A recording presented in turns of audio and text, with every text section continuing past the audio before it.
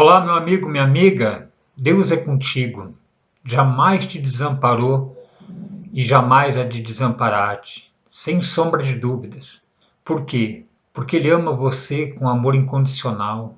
É esse amor verdadeiro que o mundo não entende.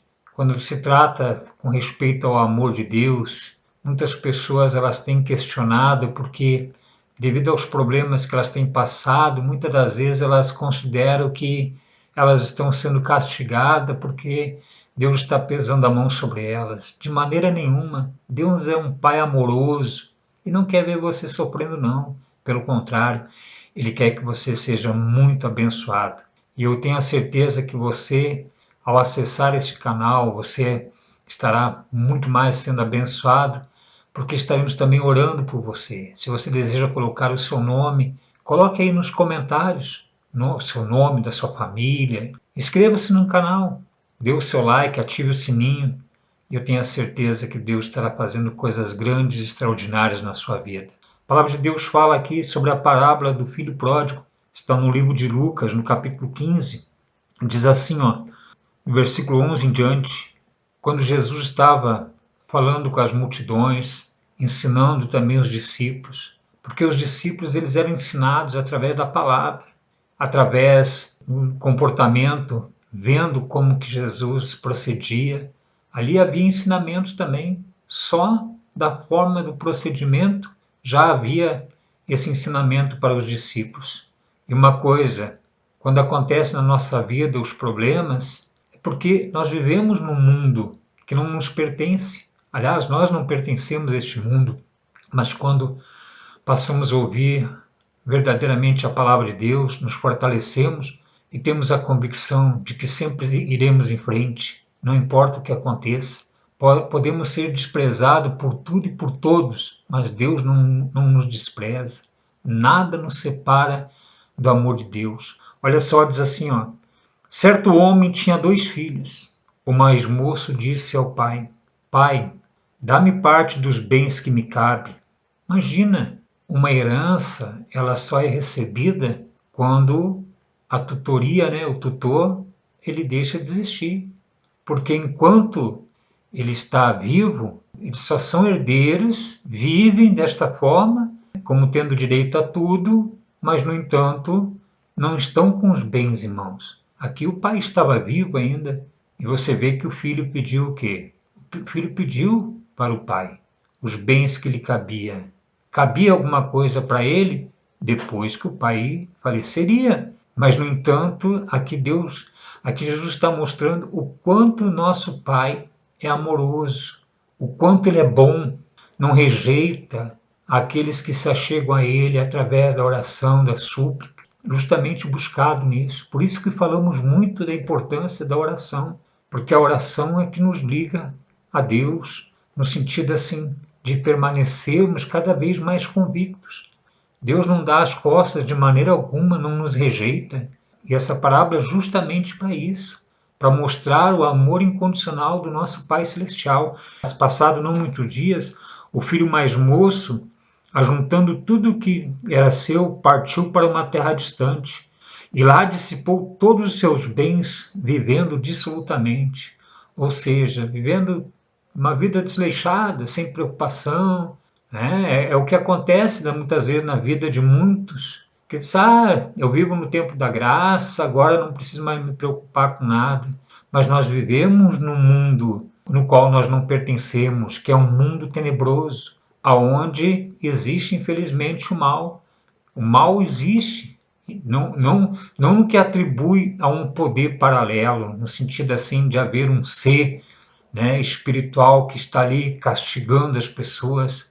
Ora, muitas pessoas dizem assim, que vai para o inferno. Mas espera aí, com respeito ao inferno, se o suposto ser foi lançado no inferno, como que ele pode estar num lugar para atormentar alguém, se daí o lugar para onde que ele foi lançado, ele é atormentado? Você vê que há uma contradição nisso. Mas no que diz a respeito deste mundo, o próprio Senhor Jesus disse, no mundo tereis aflições, e aqui se refere a isso. Ele pegou e foi para uma terra distante, ou seja, ele se afastou verdadeiramente do seu convívio, que seria um convívio natural no meio da família, no que diz assim, ó, depois de ter consumido tudo, sobreveio àquele país uma grande fome e ele começou a passar necessidade. Quantas são aquelas pessoas que estão passando por uma necessidade, estão passando por uma dificuldade, não só no que diz respeito à parte econômica e financeira, mas vivem aflitas, angustiadas, oprimidas, tristes, depressivas, não dormem tranquila à noite, têm medo de tudo, têm medo inclusive da morte. Quantas são as pessoas que estão passando por privações num relacionamento afetivo amoroso, que ela não tem conseguido ter uma família onde há entendimento, diálogo, compreensão, harmonia, porque ela está vivendo como esse rapaz numa terra distante, porque ele estava distante do pai, porque com certeza lá onde que ele residia, lá onde que ele morava com o pai, ali ele estava com segurança, estava tranquilo. E olha só o que aconteceu. Então ele foi e agregou-se a um dos cidadãos daquela terra, e este o mandou para os seus campos a guardar os porcos. Você vê, ó, quantas são as pessoas que, em vez de ela pegar e verdadeiramente se voltar para Deus, muitas vezes ela procura lugares que supostamente estão ali falando de Deus, mas, no entanto, escravizando muito mais aquela pessoa ainda. Ou seja, estão impondo sobre ela para que ela viva debaixo de dogmas, de ensinamentos, de preceitos, de mandamentos estabelecido pelos homens. Não pode fazer isso, não pode fazer aquilo outro, tá entendendo? Não pode ir na praia, não pode praticar esporte, não pode ir no cinema, coisas desse tipo. E muito mais outras coisas que daqui a pouco você tem que trazer isso e tem que trazer aquilo outro, porque isso está escrito, só que eles não mostram que aquilo ali eram coisas que eram atribuídas a outras nações, no sentido assim, ó, por exemplo, como questão do dízimo. Lá havia uma sentença para Israel. Lá no capítulo 1 de Malaquias, no versículo 1, diz assim, ó, a sentença que foi pronunciada do profeta Malaquias, a sentença que Deus pronunciou contra Israel, não para a igreja, não para nós, para os filhos, mas para aquele povo cujo qual havia a necessidade deles serem fiéis por causa da antiga aliança, que havia esse ensinamento. Mas hoje nós vivemos na graça. Graça é favor imerecido. Então você vê que esse rapaz aqui, quando Jesus estava falando essa parábola, estava mostrando o quanto que esse rapaz ele tinha o lugar dele, estava lá, o lugar que pertencia verdadeiramente a ele estava lá, existia. Ele estava distante, porque ele se afastou. E aí o que aconteceu? Diz ali assim, ó, ali desejava ele fartar-se das alfarrobas que os porcos comiam, mas ninguém lhe dava nada. Você vê, ó, quando nos lugares que a pessoa frequenta, por exemplo, se ela precisa de dinheiro, é falado para ela fazer o quê? Orar a Deus, buscar em Deus. Mas quando eles têm a necessidade de terem a questão econômica, eles não vão a Deus, eles pedem para a pessoa, ó, você tem que trazer isso, você tem que fazer isso, tem que fazer aquilo outro. Você vê, ó, quando a pessoa está com um problema de saúde, o que acontece? É falado para ela para que ela faça um propósito, para que através daquele propósito, que supõe-se que ela está exercitando a fé, ela vai ser curada. Só que eles, na verdade, em vez de fazer isso, eles procuram os melhores hospitais, eles procuram os melhores médicos, eles têm os melhores planos médicos, planos de saúde, melhor dizendo. Está entendendo? Você vê, esse rapaz buscava alguma coisa, mas ninguém lhe dava nada. Ou seja, nesses lugares, em vez da pessoa receber, ela é escravizada e tiram dela. Eu já conheci pessoas que um dia pararam para pensar assim, não, mas pelo tempo que a gente tem feito o propósito, poxa, se nós teríamos já que estar bem mais lá na frente. É claro que se eles investissem numa questão com respeito a um entendimento financeiro, fizessem aplicações, né, já teriam uma vida muito mais próspera, mais bem-sucedida. No entanto, eles ficam estagnados e aqueles que falam a respeito, tu tem que fazer isso, aquilo, outro, estão indo, conquistando, vamos dizer assim, financeiramente, adquirindo bens.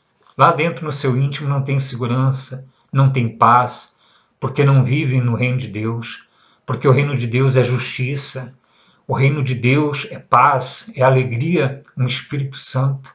Sabe o que é justiça? Justiça é o que Deus fez, o favor imerecido, quando ele estendeu seu braço direito, seu braço esquerdo e disse: está consumado. Ali estava sendo feita a justiça.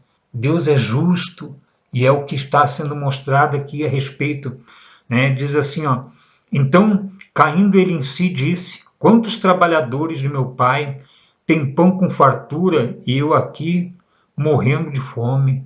Imagina só, ele parou para pensar: poxa, eu como filho tinha tudo.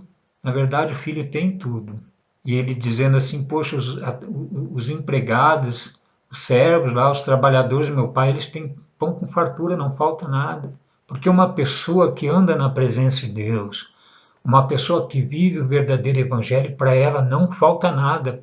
Escreva o que estou dizendo, não falta nada. Ah, mas a pessoa das muitas vezes ela está passando por um problema econômico financeiro, mas isso é momentâneo. Tudo passa, pode ter certeza. Amanhã será muito melhor do que hoje. Hoje está melhor do que ontem e pior que amanhã, porque amanhã vai estar com certeza tudo bem, sem sombra de dúvidas. Por isso que nós estamos falando para você a importância da oração, a importância dessa manifestação de fé, porque ele estava ali pensando desta forma. Na verdade, esse pensamento todo dele já estava sendo, inclusive, uma oração. Ali estava sendo uma oração em espírito, como ele dizendo assim: não, peraí, eu tenho que estar com meu pai, eu tenho que estar na casa dele. E a casa de Deus não é o templo feito por mãos humanas, mas sim dentro de cada um de nós, essa convicção, essa certeza, o reino de Deus sendo ativado, se manifestando. E olha só o que acontece, ó, no versículo 17. Então, caindo em si, disse dessa forma, né? No versículo 18 diz assim: levantar-me-ei, irei ter com meu pai e lhe direi: Pai, pequei contra o céu e diante de ti. Já não sou digno de ser chamado teu filho, né? Trata-me como se eu fosse um dos teus trabalhadores. Então ele se levantou e foi para o pai. Vinha ele ainda de longe quando seu pai o avistou e, compadecido dele, correndo, o abraçou e beijou. Vinha ele quando o pai o avistou. Ou seja, quantos dias, aqui não mostra quanto tempo ele ficou, mas deve ter passado um bom tempo dele ter ficado distante. E com certeza o pai todos os dias olhava, né, para o horizonte, assim, olhando, já esperando o retorno dele, esperando a vinda desse filho que estava distante. E você viu, quando ele voltou, então o filho lhe disse: Pai, pequei contra o céu e diante de ti, já não sou digno de ser chamado teu filho. O pai, porém, disse aos seus servos: Trazei depressa a melhor roupa, vestiu, ponde-lhe um anel no dedo e sandália nos pés. Você sabe o que é sandália nos pés? É a preparação do Evangelho da Paz. É isso mesmo, a pessoa andar na presença de Deus, é andar segura, andar com convicção, na certeza de que Deus é com ela. Esta certeza ninguém pode tirar de dentro de você.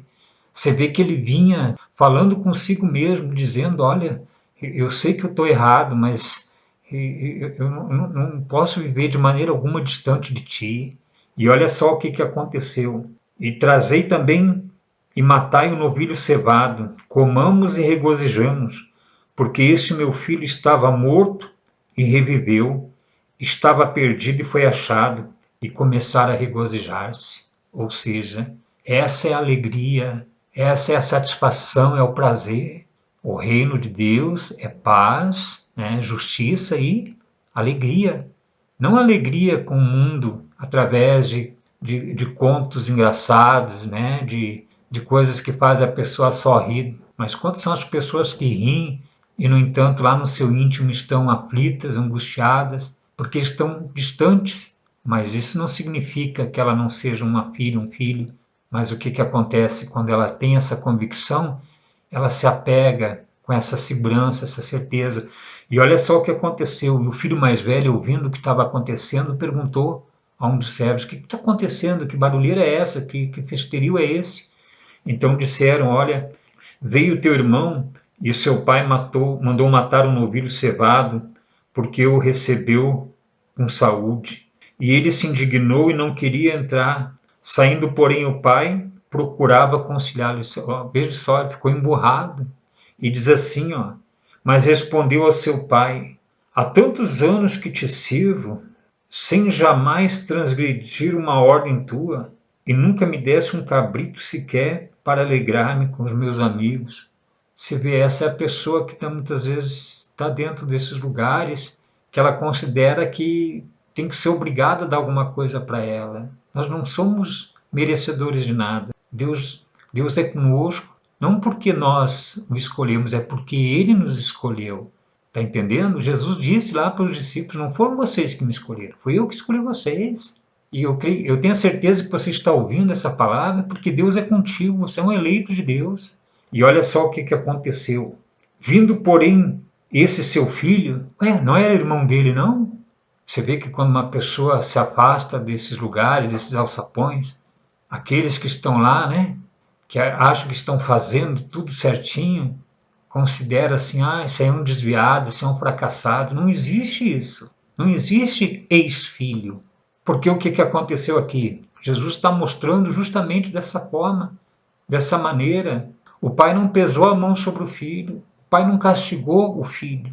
Quem castiga, na verdade, é o mundo lá onde ele estava. Lá ele desejava fartar-se com aquelas alfarrobas que eram servidas aos porcos.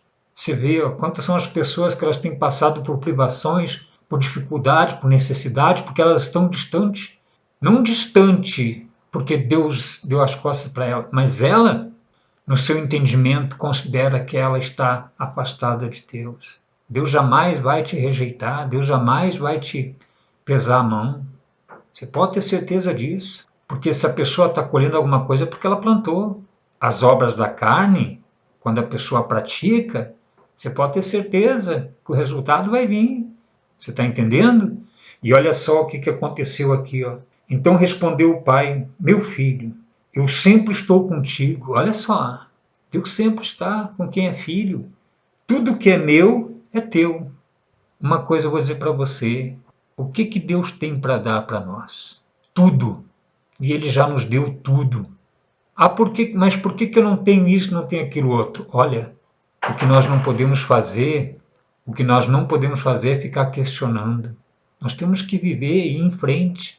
E temos que pedir, sim, porque Ele nos ensinou a pedir e dar-se-vos-á. Pois qual é o filho que, se pedir, porventura, um pão, o pai lhe vai dar uma pedra? Não, ele vai dar o pão. Mas tem coisas que muitos não recebem no presente momento, porque talvez não estejam ainda preparados para recebê-lo. E Deus estará lhe preparando para quando chegar o momento certo, você vai receber. Tem coisas que acontecem que nós temos que buscar e continuar buscando, perseverando. A perseverança é um atributo dado àqueles que realmente têm esse espírito, porque isso faz parte, a perseverança é uma característica na vida do cristão, porque se a pessoa não persevera, ela não consegue alcançar o seu objetivo. E temos que ir em frente, e é o que nós vamos fazer agora, porque nós vamos orar, porque diz assim, ó, olha só, entretanto, era preciso que nos regozijássemos e nos alegrássemos, porque esse teu irmão estava morto e reviveu. Olha só, o filho mais velho disse assim, ó, esse teu filho. O pai disse, não, esse teu irmão. Diante de Deus nós somos iguais. Não existe a pessoa ser melhor do que a outra. Não existe alguém querer impor. Por exemplo, dentro desses lugares que as pessoas consideram, porque fulano pregador, ele se considera que ele é acima de todos. Já parou para perceber isso? E isso não existe. O próprio Senhor Jesus, ensinando a humildade lá, quando lavou os pés dos discípulos, mostrou isso. E você vê, ó, dentro desses lugares exigem-se um certo comportamento de que a pessoa venha ter o respeito para com o ungido. Ungido, isso se referia aos reis que foram no passado, na antiga aliança. A unção de Deus está sobre aqueles que são eleitos, os filhos. E diante de Deus, os filhos, todos eles são iguais, não existe um melhor que o outro, um pior que o outro. Você não nasceu para sofrer, você não nasceu para ir ficar vivendo uma vida dessa forma como talvez você esteja hoje, porque talvez você esteja assim, num país estranho, numa terra estranha e vivendo longe. O reino de Deus está muito mais próximo do que talvez você imagine. Ele está aí dentro de você. Basta você se voltar para dentro do seu íntimo. Vamos fazer esta oração, porque com certeza você estará muito mais sendo abençoado e fortalecido. Pai querido e amado, muito obrigado, meu Deus, pela tua palavra e obrigado, acima de tudo, pela tua graça e misericórdia, porque o Senhor, meu Deus, nos ama, Senhor. Isso, meu Pai, é inquestionável. Não há nada que possa, meu Deus, contradizer aquilo que já está estabelecido e determinado pelo Senhor. Podem muitos tentarem, meu Deus, impor de uma forma, de uma maneira, mas, no entanto, meu Senhor, meu Deus, o fim deles ainda, meu Pai, não a destruição, mas o fim, meu Pai, das suas obras infrutíferas. Isso, meu Pai, não tarda, está muito próximo, porque o Senhor, meu Deus, tem falado muito através dos eleitos, mostrando, meu Deus, a verdadeira graça e misericórdia do Senhor. Porque o Senhor, meu Pai, veio para nos trazer vida e vida com abundância.